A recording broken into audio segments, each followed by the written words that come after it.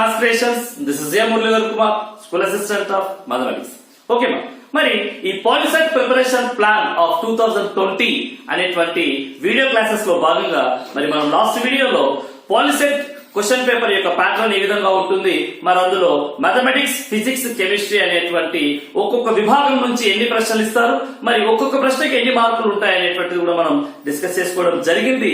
మరి అంతకంటే ముఖ్యమైనటువంటి విషయం, మరి మనం లాస్ట్ వీడియోలో ఈ పాలిసెట్ ఎగ్జామినేషన్ అనేటువంటిది 25th of September అనేటువంటిది మనకు ఆన్లైన్ మాధ్యమం ద్వారా మనము అనౌన్స్ చేయడం అనేటువంటిది జరిగింది. మరి నిన్న ఈ రోజు జరిగినటువంటి కొన్ని మార్పులకు అనుగుణంగా మరి రివైజ్డ్ టైం టేబుల్ అనేటువంటిది కూడా మరి మన ఆంధ్రప్రదేశ్ గవర్నమెంట్ అనేటువంటిది అనౌన్స్ చేయడం జరిగింది. మరి ఆ ఎగ్జామినేషన్ అనేటువంటిది 27th of September 2020 అనేటువంటిది జరగబోతుంది. కాబట్టి విద్యార్థులందరూ కూడా తప్పనిసరిగా ఈ పాయింట్ ను జాగ్రత్తగా గమనించండి. POLYCET examination date 27th September 2020 అనేటువంటిది అందరూ కూడా గుర్తు పెట్టుకోండి. మరి ఆ రకంగా ఈ రివైజ్డ్ టైం టేబుల్ ను కూడా మనం తెలియజేసుకుంటా ఉన్నాం. మరి ఈ ప్రెసెంట్ వీడియోలో మనం మన 10th క్లాస్ కాన్సెప్ట్ లో ఉన్నటువంటి the very very very easiest concept probability అనేటువంటి దాని గురించి డిస్కస్ చేసుకుందాం. మరి ప్రాబబిలిటీ అనేటువంటి దాన్ని మనం తెలుగులో సంభావ్యత అని కూడా అంటాం అన్నమాట. సో ఏంటి అసలు ప్రాబబిలిటీ అంటే? సో ప్రాబబిలిటీ సంభావ్యత అని తెలుగులో పిలుచుకుంటా ఉన్నాం దీన్ని. మరి మన రియల్ లైఫ్ లో ఈ ప్రాబబిలిటీ లేదా సంభావ్యత అనేటువంటి కాన్సెప్ట్ గురించి మనం ఏమైనా డిస్కస్ చేసుకుంటామా అంటే తప్పనిసరిగా డిస్కస్ చేసుకుంటాం. చాలా సందర్భాల్లో ప్రతిరోజు కూడా వీటిని మనము తెలుసో తెలియకుండా వీటి సిమిలర్ మీనింగ్స్ అని ఉన్నటువంటి పదాలను మనం వినియోగిస్తూ ఉంటాం. ఏంటివై అవి అంటే పాజిబిలిటీ లేదా పాజిబుల్ అనేటువంటిది ఉపయోగిస్తుంటాం. మేబీ అనేటువంటిది ఉపయోగిస్తాం. మేబీ సో వాడు బాగా చదువుతున్నాడు, సో వాడికి పాజిబిలిటీ ఉందిరా వాడు స్కూల్ ఫస్ట్ రావడానికి అనేటువంటిది ఉపయోగిస్తూ ఉంటాం. సో ఈరోజు బాగా ఉక్కపోతగా ఉంది, మేబీ ఈరోజు వర్షం పడవచ్చు, బహుశా ఈరోజు వర్షం పడే అవకాశం ఉందేమో అందుకే ఇంత వేడిగా ఉంది, బహుశా. సో అంచనా, ఈ విధమైనటువంటి టర్మ్స్ అనేటువంటి మనము సిమిలర్ మీనింగ్స్ వచ్చేటువంటి దానిగా మనం ప్రాబబిలిటీకి తీసుకోవడానికి అవకాశం ఉంది అనమాట. మరి అంతేకాకుండా మరి టెక్నికల్ గా ఈ ప్రాబబిలిటీ అనేటువంటి వర్డ్ ఎక్కడి నుంచి తీసుకోవడం జరిగింది అంటే, so the great mathematician J cordon అనేటువంటి మ్యాథమెటిషియన్ రచించినటువంటి ఒక బుక్ ఏమయ్యా అంటే the book on games of chances. The book on games of chances అనేటువంటి ఈ పుస్తకం ద్వారా మరి ప్రాబబిలిటీ అనేటువంటి కాన్సెప్ట్ మనకు వెలుగులోకి రావడం జరిగింది అనమాట. ఏమి సో ఆ బుక్ లో ఏంటి, గేమ్స్ ఆఫ్ ఛాన్సెస్, పేరులోనే చూడండి గేమ్స్ ఆఫ్ ఛాన్సెస్. మనకు వచ్చినటువంటి అవకాశాల మీద ఎటువంటి విజయాలను మనం సాధించాలి, అవకాశాలపై విజయం సాధించడం ఎలా అనేటువంటి ఆ బుక్ ను రచించినటువంటి మ్యాథమెటిషియన్ వచ్చేసి జే కార్డన్ అనేటువంటి ఆయన. మరి ఆయన రచించినటువంటి పుస్తకం ద్వారా వెలుగులోకి వచ్చినటువంటి కాన్సెప్ట్ అనేటువంటిది మరి మనకు ఎంతో మంది మ్యాథమెటిషియన్స్ కృషి ఫలితంగా చాలా అద్భుతంగా అభివృద్ధిలోకి అనేటువంటిది వచ్చింది. అందులో ముఖ్యులు వచ్చేసి పియరీ సైమన్ లాప్లాస్ అనేటువంటి దాని గురించి చెప్పుకుంటాం. Pierre Simon Laplace. మరి ఈ పియరీ సైమన్ లాప్లాస్ అనేటువంటి మ్యాథమెటిషియన్ యొక్క అద్భుతమైనటువంటి కృషి ఫలితంగానే మరి ఈ ప్రాబబిలిటీ అనేటువంటిది మరి ప్రతి ఒక్కరికి కూడా మరి తెలిసినటువంటి విషయంగా, ప్రతి ఒక్కరికి కూడా అందుబాటులోకి వచ్చినటువంటిది. మరి అందుకే ఈయనను ఫాదర్ ఆఫ్ ప్రాబబిలిటీ అని కూడా పిలుచుకుంటాం మనం. ఎవరిని? పియరీ సైమన్ లాప్లాస్ ను ఫాదర్ ఆఫ్ ప్రాబబిలిటీ అని కూడా పిలుచుకుంటాం అన్నమాట. సో మరి అటువంటి గ్రేట్నెస్ ఉన్నటువంటి మ్యాథమెటిషియన్ ఏం చేశాడే అంటే మరి ప్రాబబిలిటీ అనేటువంటి దాన్ని మనము మ్యాథమెటికల్ గా అంటే రియల్ లైఫ్ లో మనము అనుకునేటువంటి ఈ జనరల్ కాన్సెప్ట్, ఈ జనరల్ మాటలను క్వాంటిఫైర్స్ changes into the mathematical quantifiers. The general words changes into the mathematical words అనేటువంటి దానిగా తీసుకుని రావడానికి కేవలం ఒకే ఒక ఫార్ములా అనేటువంటిది ఇవ్వడం జరిగింది. ఆ ఫార్ములా ఏంటంటే probability of an event P of E is equal to number of favorable outcomes by number of total outcomes అనేటువంటి ఈ ఫార్ములాని ఉపయోగించడం జరిగింది. ఆ ఫార్ములాని ఇచ్చినటువంటి మ్యాథమెటిషియన్ కూడా ఎవరైనా అంటే Pierre Simon Laplace. Okay, probability of an event E is equal to number of favorable outcomes by total outcomes అనేటువంటి ఒకే ఒక ఫార్ములాను బేస్ చేసుకుని, అంటే ఏదైనా ఒక ఘటన యొక్క సంభావ్యత P of E is equal to అనుకూల ఘటనల సంఖ్య బై మొత్తం ఘటనల సంఖ్య అనేటువంటి చెప్తాం. అనుకూల పర్యావసనాల సంఖ్య బై మొత్తం పర్యావసనాల సంఖ్య అని కూడా చెప్పొచ్చు. మరి ఈ ఒకే ఒక సూత్రాన్ని బేస్ చేసుకునే ఈ సంభావ్యత అనేటువంటి కాన్సెప్ట్ మనం డిస్కస్ చేసుకోవడానికి అవకాశం ఉంటుంది. మరి ఈ సంభావ్యత అనేటువంటి కాన్సెప్ట్ లో ఫస్ట్ ఆఫ్ ఆల్ మనకు ఈ కాన్సెప్ట్ ను మనం 3-4 పార్ట్స్ గా మనం డివైడ్ చేసుకున్నట్లయితే, ఒకటి వచ్చేసి కాయిన్స్ కి సంబంధించినటువంటి ప్రాబ్లమ్స్ వస్తాయి, రెండు వచ్చేసి ఈ డైస్ కి సంబంధించినటువంటి పాచికలకు సంబంధించినటువంటి ప్రాబ్లమ్స్ కొన్ని వస్తాయి, ఇంకోటి వచ్చేసి ఈ డేస్ కి సంబంధించినటువంటి ప్రాబ్లమ్స్ కావచ్చు. మరి ఈ బ్యాగ్ లో కొన్ని రెడ్ బాల్స్ ఉన్నాయి, గ్రీన్ బాల్స్ ఉన్నాయి, వైట్ బాల్స్ ఉన్నాయి అనేటువంటి కాన్సెప్ట్ కి సంబంధించినటువంటి ప్రాబ్లమ్స్ కొన్ని వస్తాయి. మరి ఇంకొకటి వచ్చేసి డెక్ ఆఫ్ కార్డ్స్ కి సంబంధించినటువంటి, ఈ రకంగా మనము 4 టైప్స్ గా గనక మనం డివైడ్ చేసుకున్నట్లయితే, ఫస్ట్ ఆఫ్ ఆల్ ముందుగా మనం కాయిన్స్ కి సంబంధించి ఈ క్లాస్ లో మనం డిస్కస్ చేసుకున్నాం. ఓకే, మరి మొత్తం మీద when we tossed a coin, మనం ఒక నాణెమును గనక ఎగరవేసినట్లయితే ఎన్ని పర్యావసనాలు వస్తాయి అనేటువంటి ఒకసారి బాగా గమనిస్తే, ఒక coin when we tossed a coin, ఒక కాయిన్ లో ఏమేమి ఉంటాయి, మనకు హెడ్ ఉంటుంది, ట్రయల్ అనేటువంటిది కూడా ఉంటుంది. When we tossed a coin, when how many total outcomes, అంటే ఎన్ని అవుట్కమ్స్ వస్తాయి మొత్తం మీద 2 అవుట్కమ్స్ వస్తాయి. ఏంటంటే అవి హెడ్ అయినా కావచ్చు, ట్రయల్ అయినా కావచ్చు. అంటే ఒక కాయిన్ ఎగరేస్తే హెడ్ ట్రయల్ అంటే టోటల్ అవుట్కమ్స్ ఎన్ని వచ్చాయేమో మనకు 2 అనేటువంటి అవుట్కమ్స్ వచ్చాయి. అదేవిధంగా when we tossed 2 coins simultaneously, ఒకేసారి మనం 2 కాయిన్లను కనుక ఎగురవేసినట్లయితే మరి ఏమేమి పర్యావసనాలు వస్తాయి, ఏమేమి రావచ్చమ్మా? ఎస్, బోత్ ఆర్ హెడ్స్ రావచ్చు, లేదా ఒక హెడ్ ఒక ట్రయల్ రావచ్చు, ఒక ట్రయల్ ఒక హెడ్ రావచ్చు, బోత్ ఆర్ ట్రయల్స్ అనేటువంటివి కూడా రావచ్చు. అంటే 2 బొమ్మలు, ఒక బొమ్మ ఒక బొరుసు, ఒక బొరుసు ఒక బొమ్మ, 2 బొరుసులు కూడా రావచ్చు. అంటే మొత్తం పర్యావసనాలు ఎన్ని? 4 పర్యావసనాలు కూడా రావచ్చు. మరి అదేవిధంగా 3 కాయిన్స్ కనుక మనం ఒకటేసారి ఎగురవేసినట్లయితే మొత్తం ఎన్ని పర్యావసనాలు వస్తాయి అంటే 3 heads, 3 heads, head head head, తర్వాత 2 హెడ్లు ఒక ట్రైల్, 2 హెడ్లు ఒక ట్రైల్, 2 హెడ్లు ఒక ట్రైల్. బాగా చూడండి, రాసుకునేటప్పుడు 3 హెడ్లు రాస్తాం, 2 heads trail, 2 heads trail, 2 heads trail. మరి అదేవిధంగా 1 హెడ్ 2 ట్రైల్స్, 1 హెడ్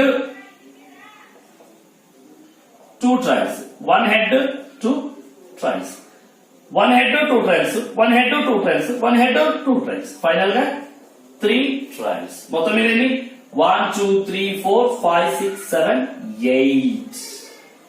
8 మొత్తం మీద 8 పర్యావసనాలు అనేటువంటివి వస్తాయి. ఒకసారి మనం బాగా గమనించినట్లయితే, ఒక కాయిన్ ఎగరవేసినప్పుడు వచ్చినటువంటి పర్యావసనాల సంఖ్య 2, మరి 2 కాయిన్లు ఎగరవేసినప్పుడు వచ్చినటువంటి పర్యావసనాల సంఖ్య 4. 4 ఏమని రాసుకోవచ్చు అంటే 2 స్క్వేర్ రాసుకోవచ్చు. ఓకేనా? మరి అదేవిధంగా 3 నాణెములను ఎగరవేసినప్పుడు వచ్చినటువంటి మొత్తం పర్యావసనాల సంఖ్య ఎంత? 8. 8 ఏమని రాయచ్చమ్మా? 2 క్యూబ్డ్ అని రాయచ్చు. ఒకసారి బాగా గమనించండి, ఇక్కడ 2 ఉంది, ఇక్కడ 2 ఉంది, ఇక్కడ కూడా 2 ఉంది, ఇక్కడేమో 2 కి స్క్వేర్ ఉంది, ఇక్కడేమో 2 కి క్యూబ్ ఉంది. మరి ఇక్కడ ఏమీ లేదంటే మనం 2/1 అని రాయచ్చు. 2/1. ఒకసారి బాగా అబ్జర్వ్ చేయండి, ఇక్కడ ఎన్ని కాయిన్స్ ఉన్నాయి? ఒక కాయిన్ ఉంది కాబట్టి 1 అనేటువంటి వచ్చింది. 2 కాయిన్లు ఉన్నాయి కాబట్టి 2 అనేటువంటి రాసుకున్నాం. 3 కాయిన్లు ఉన్నాయి కాబట్టి 3 అనేటువంటి రాసుకున్నాం. ఫర్ ఎగ్జాంపుల్ 4 కాయిన్స్ కనుక మనం ఎగురవేసినట్లయితే ఎన్ని రావచ్చు? Yes, 2⁴ that is equal to 16. మరి అదేవిధంగా 5 కాయిన్స్ కనుక ఎగురవేసినట్లయితే 2⁵. 2⁵ మీన్స్ 2 ను 5 టైమ్స్ మల్టిప్లై చేస్తే 32 అవుట్కమ్స్ అనేటువంటివి వచ్చేటువంటి అవకాశం. మరి n కాయిన్స్ కనుక ఎగురవేసినట్లయితే టోటల్ ఎన్ని పర్యావసనాలు వస్తాయి మనకి? 2⁴n అనేటువంటి పర్యావసనాలు అనేటువంటి వస్తాయి. ఇక్కడ మనం బాగా గమనించవలసినటువంటి విషయం ఏమంటే, ఒక్కొక్కసారి మనం క్వశ్చన్ రైస్ చేయొచ్చు, when we toss 5 coins simultaneously then how many total outcomes are అనొచ్చు. 5 నాణెములను ఒకేసారి ఎగరవేసినప్పుడు వచ్చేటువంటి పర్యావసనాల సంఖ్య ఎంత అని అంటే, సో 2⁵ దట్ ఈస్ 32 అనేటువంటి రకంగా మనం డిస్కస్ చేసుకోవడానికి అవకాశం ఉంటుంది. ఓకే ఓకే ఇప్పుడు మరి కాయిన్స్ మీద ప్రాబ్లం అనేటువంటిది ఏ విధంగా రైస్ చేస్తాడు అనేటువంటి ఒకసారి బాగా గమనించినట్లయితే when we toss a coin then find the probabilities of the following అని అంటారు అనమాట. అంటే ఒక నాణెమును ఎగరవేసినప్పుడు వచ్చేటువంటి ఘటనల యొక్క సంభావ్యతలను కనుగొనము అని అంటాడు.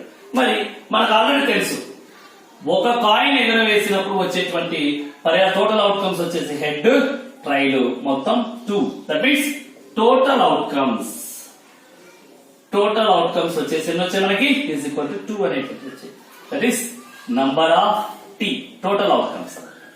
మరి ఇప్పుడు ఏమంటాడు ఒక హెడ్ అనేటువంటి పడేటువంటి ప్రాబబిలిటీ ఎంత, ప్రాబబిలిటీ ఆఫ్ హెడ్, ఒక హెడ్ పడేటువంటి ప్రాబబిలిటీ ఎంత. మరి మన ఫార్ములా ఏంటి, నంబర్ ఆఫ్ ఫేవరబుల్ అవుట్కమ్స్. అంటే హెడ్ అనేటువంటి ఎన్నిసార్లు పడుతుంది, ఒకసారి మాత్రమే పడేటువంటి అవకాశం. కాబట్టి 1/2 number of favourable outcomes by total outcomes. Total outcomes 2. ఇక్కడ హెడ్ అనేటువంటిది ఒక కాయిన్ ఎగరవేస్తే మనకి ఐదర్ హెడ్ ఆర్ ట్రైల్ ఏదో ఒకటి పడుతుంది. కాబట్టి హెడ్ అనేటువంటిది ఒకసారి పడుతుంది. Total outcomes 2. That means probability of head is equal to 1/2. అదేవిధంగా ప్రాబబిలిటీ ఆఫ్ ట్రైల్ సేమ్ 1/2. అంటే హెడ్ పడడానికి ఎంతైతే ప్రాబబిలిటీ ఉందో ట్రయల్ పడడానికి కూడా అంతే ప్రాబబిలిటీ ఉంది. ఇక్కడ మనం బాగా అబ్జర్వ్ చేయండి, ఇక్కడ 1/2 అనేటువంటి ప్రాబబిలిటీ ఉంది, ఇక్కడ కూడా 1/2 అనేటువంటి. దట్ మీన్స్ ఇక్కడ 50-50 ఛాన్సెస్ అని ఉన్నాయి. కాబట్టి వీటిని ఏమంటాం, ఈక్వల్లీ లైక్లీ ఈవెంట్స్ అంటాం. Equally likely events that means సమ సంభవ ఘటనలు అని అంటాం. ఒక నాణ్యం ఎగరేసినప్పుడు హెడ్ పడడానికి ఎంతైతే ప్రాబబిలిటీ ఉందో ట్రయల్ పడడానికి కూడా అంతే ప్రాబబిలిటీ, అంతే ఛాన్స్ ఉంది. కాబట్టి వాటిని సమ సంభవ ఘటనలు అని అంటారు. మరి అదేవిధంగా probability of 2 heads probability of not head అన్నాడు. హెడ్ పడకూడదు, ప్రాబబిలిటీ ఆఫ్ నాట్ హెడ్ అన్నాడు. ప్రాబబిలిటీ ఆఫ్ నాట్ హెడ్ అంటే హెడ్ పడకూడదు అంటే ట్రయల్ పడి ఉంటుంది. That is 1/2. అదేవిధంగా ప్రాబబిలిటీ ఆఫ్ నాట్ ట్రయల్ అది కూడా 1/2. ఇప్పుడు అసలు బాగా గమనిద్దాం, probability of head 1/2, probability of not head కూడా 1/2. That means probability of head plus probability of not head రెండు యాడ్ చేస్తే 1/2 plus 1/2 that is equal to, ఇక్కడ 2 రాసుకుంటే 1 plus 1 that is equal to 2/2 that is equal to 1. అంటే అవుతుంది అనేటువంటి సంభావ్యత, కాదు అనేటువంటి సంభావ్యత, ఆ రెండింటిని సంభావ్యతల మొత్తం ఎవరికి సమానం, 1 కు సమానం. అందుకే దీన్ని మనం బిట్ టైప్ గా కూడా మనం చూస్తూ ఉంటాం. ప్రాబబిలిటీ ఆఫ్ ఈ, ప్రాబబిలిటీ ఆఫ్ నాట్ ఈ is equal to 1. This is very very very important one. Probability of ఈ ప్లస్ ప్రాబబిలిటీ ఆఫ్ నాట్ ఈ ఈజ్ ఈక్వల్ టు 1 అనేటువంటి. ఓకే, దీన్ని బేస్ చేసుకుని కూడా మనకు ప్రాబ్లమ్స్ అనేటువంటి ఇవ్వడానికి అవకాశం ఉంటుంది. ఫర్ ఎగ్జాంపుల్ ఎలా ఇవ్వచ్చు, ప్రాబబిలిటీ ఆఫ్ ఈ ఈజ్ ఈక్వల్ టు 1/3 దాని ప్రాబబిలిటీ ఆఫ్ నాట్ ఈ ఎంత అని అంటాడు. అన్నప్పుడు సింపుల్ గా మనం ఏం చేయొచ్చు, సో 1 లో నుంచి 1/3 తీసేస్తే సరిపోతుంది. ఎందుకు, ఇక్కడ ప్రాబబిలిటీ ఆఫ్ నాట్ ఈ ఈజ్ ఈక్వల్ టు ఇది అవతలకి వెళ్తే మనకు మైనస్ అవుతుంది. సో 1 - 1/3 మీన్స్, సో ఏమి 3 - 1/3 that is equal to 2/3. Simple ఇంత ప్రాసెస్ లో వస్తుంది.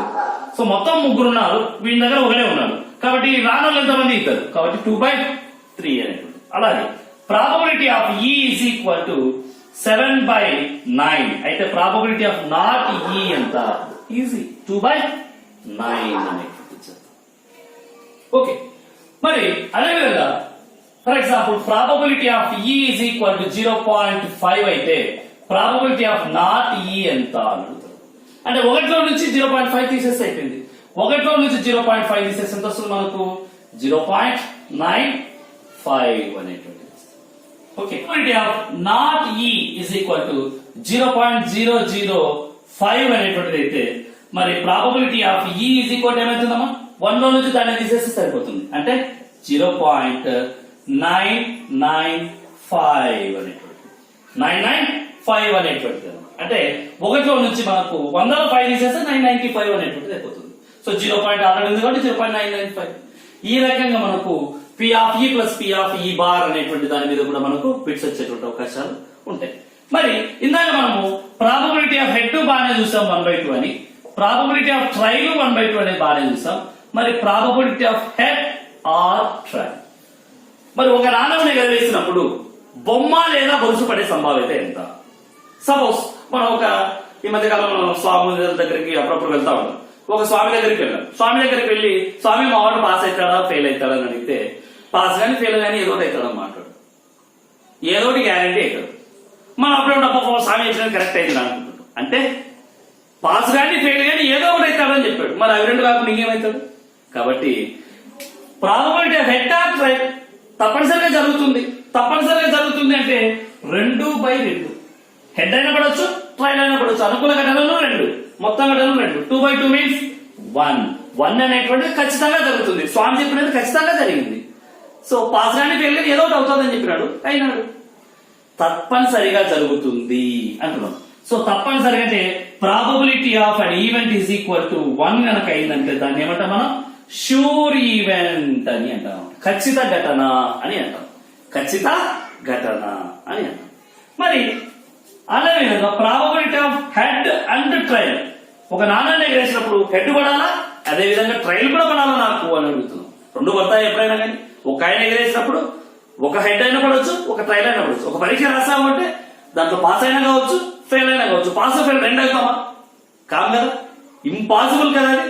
అంటే probability of head and trail 2 పడతాయా? పడవు. కాబట్టి 0/2. 0/2 మీన్స్ 0.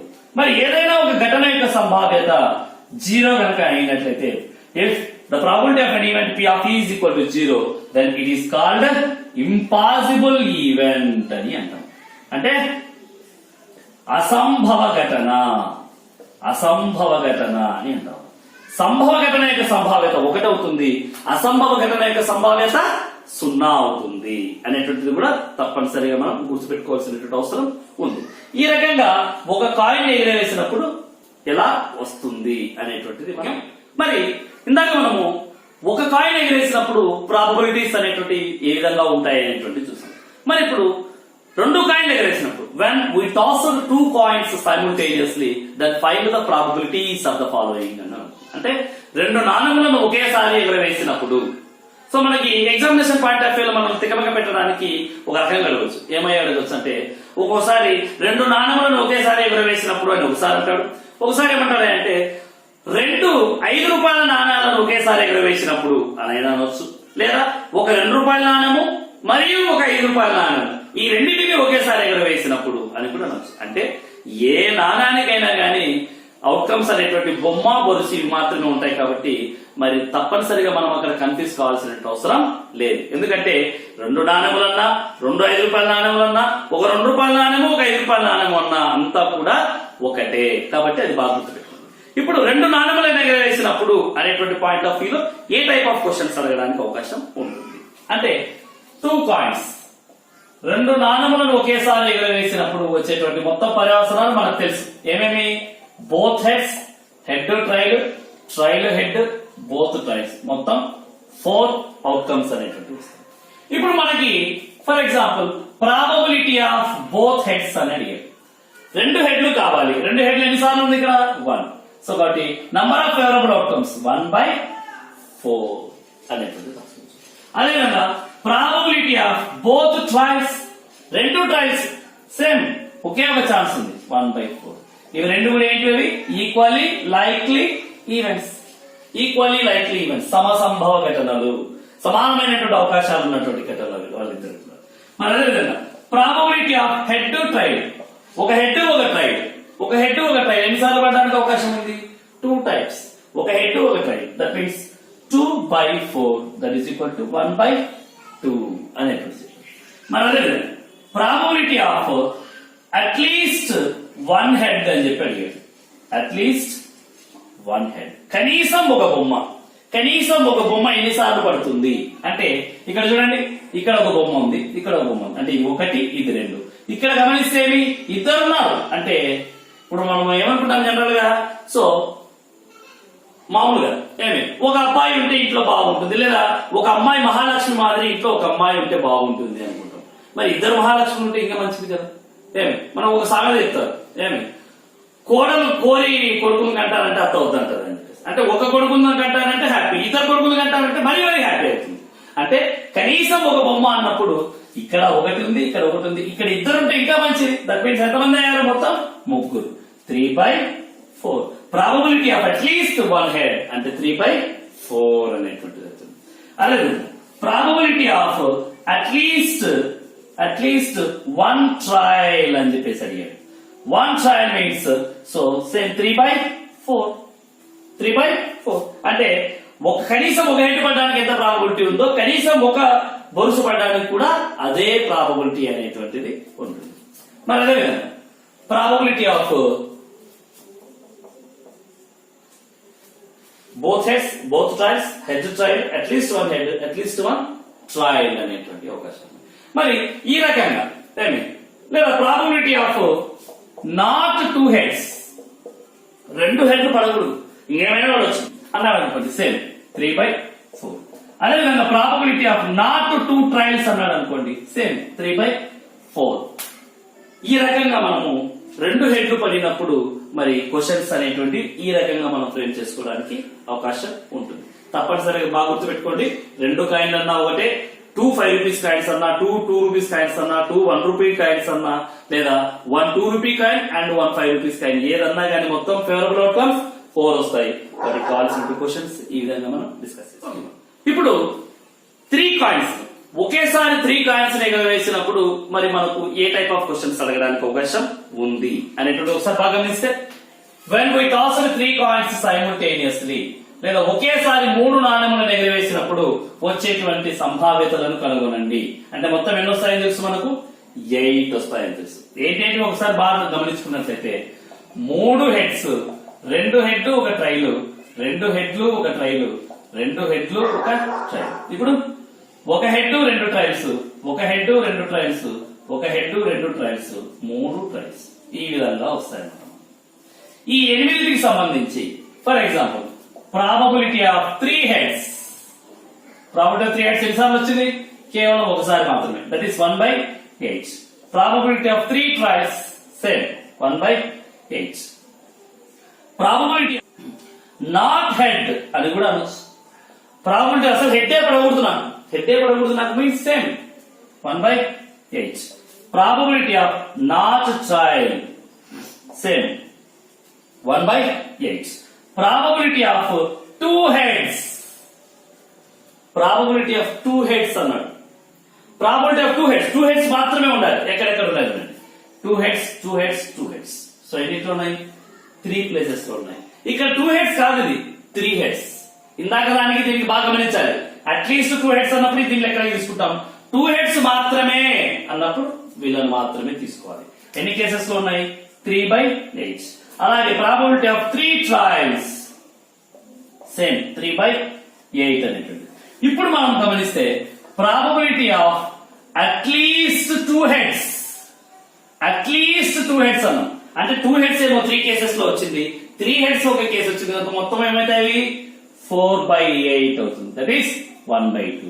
అలాగే ప్రాబబిలిటీ ఆఫ్ అట్లీస్ట్ 2 trials అన్నప్పుడు same 4/8, that is equal also 1/2 అనేటువంటి వస్తుంది.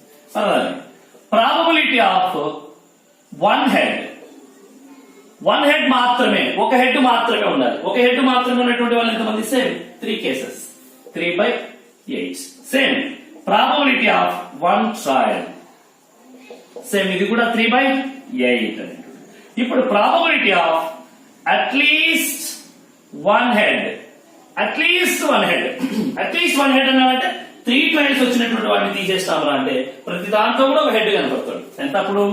7/8 అనేది. అలాగే probability of at least 1 trial same దీనికి కూడా 7/8 అనేటువంటిది వస్తుంది. అలా కాకుండా ప్రాబబిలిటీ ఆఫ్ నాట్ 3 heads అని అడిగాడు. నాట్ 3 heads, 3 heads పడకూడదు. 3 heads పడకూడదు అంటే ఏమైనా పడవచ్చు, that means 7/8. Probability of not 3 trials same ఇది కూడా 7/8. ఈ రకంగా 3 నాణ్యాలను ఎగరవేసినప్పుడు ఇన్ని రకాలుగా మనకు ప్రాబ్లం అనేటువంటిది రైస్ చేయడానికి అవకాశం ఉంటుంది. కాబట్టి తప్పనిసరిగా ప్రతి ఒక్కరు గమనించండి, కాయిన్స్ కి సంబంధించి వస్తే n కాయిన్స్ కనుక ఎగరవేసినట్లయితే 2 to the power of n favourable outcomes వస్తాయి, టోటల్ అవుట్కమ్స్ వస్తాయి అనేటువంటిది బాగా గుర్తుపెట్టుకోండి. మరి ఈ రకంగా కాయిన్స్ కి సంబంధించినటువంటి ప్రాబ్లమ్స్ ప్రతి ఒక్కరు కూడా ప్రాక్టీస్ చేయండి. మరి మన నెక్స్ట్ వీడియోలో మనము మరి ఇది పాచికలకు సంబంధించినటువంటి ప్రాబ్లమ్స్, ఏవి డైస్ కి సంబంధించినటువంటి ప్రాబ్లమ్స్ గురించి మన నెక్స్ట్ వీడియోలో మనం డిస్కస్ చేసుకుందాం. కాబట్టి తప్పనిసరిగా ఈ కాయిన్స్ కి సంబంధించినటువంటి ప్రాబ్లమ్స్, మరి మనం ముందుగా చెప్పుకున్నటువంటి నంబర్స్ సిస్టమ్ అంతా కూడా ఎక్కడ వస్తున్నాయంటే మనకు మరి ఈ డైస్ దగ్గర ఉపయోగపడుతుంది. అదే విధంగా మనము జనరల్ ప్రాబ్లమ్స్ క్రియేట్ చేసుకున్నప్పుడు కూడా మనకి నెంబర్ సిస్టమ్ అనేటువంటిది ఉపయోగపడుతుంది. కాబట్టి తప్పనిసరిగా ప్రతి ఒక్కరు కూడా ఈ వీడియోను జాగ్రత్తగా గమనించండి. మనకు ఈ కాయిన్స్ సంబంధించినటువంటి ఏ టైప్ ఆఫ్ ప్రాబ్లం ఇచ్చినా కానీ తప్పనిసరిగా మనం ఆన్సర్ చేసే రకంగా మీరు ప్రాక్టీస్ చేయండి. ఆ రకంగా బాగా ప్రాక్టీస్ చేసి మరి ఈ వీడియోను మీ ఫ్రెండ్స్ అందరికీ కూడా తప్పనిసరిగా షేర్ చేసి తప్పనిసరిగా ప్రతి ఒక్కరు కూడా దీన్ని యూజ్ చేసుకునేలా సహకరిస్తారని చెప్పేసి కోరుకుంటూ, తప్పనిసరిగా సబ్స్క్రైబ్ అనేటువంటిది కూడా చేయండి. ఎందుకంటే మనం ప్రతి వీడియోలో కూడా చెప్పుకుంటూ ఉన్నాం, సబ్స్క్రైబ్ అనేటువంటి చేయడం వల్ల మనం ప్రతిసారి కూడా మన వీడియోను అప్లోడ్ చేసామని చెప్పేసి మనం చెప్పాల్సిన అవసరం లేకుండానే ఆటోమేటిక్ గా వాళ్ళకు నోటిఫికేషన్ అనేటువంటిది వెళ్తుంది. కాబట్టి మరి ఈ అవిజాస్ మ్యాథ్స్ క్రియేషన్స్ ద్వారా వచ్చేటువంటి ఈచ్ అండ్ ఎవ్రీ వీడియోను కూడా మనం తప్పనిసరిగా గమనించాలి, తప్పనిసరిగా మనం వీక్షించాలి అనుకుంటే గనక ప్రతి ఒక్కరూ కూడా సబ్స్క్రైబ్ చేసి పక్కన ఉన్నటువంటి బెల్ ఐకాన్ గనక మనము క్లిక్ చేసినట్లయితే ఆటోమేటిక్ గా మనకు నోటిఫికేషన్ అనేటువంటిది వస్తుంది. ఏ క్లాసెస్ ను కూడా మనం మిస్ కాకుండా గమనించడానికి అవకాశం ఉంటుంది. Thank you.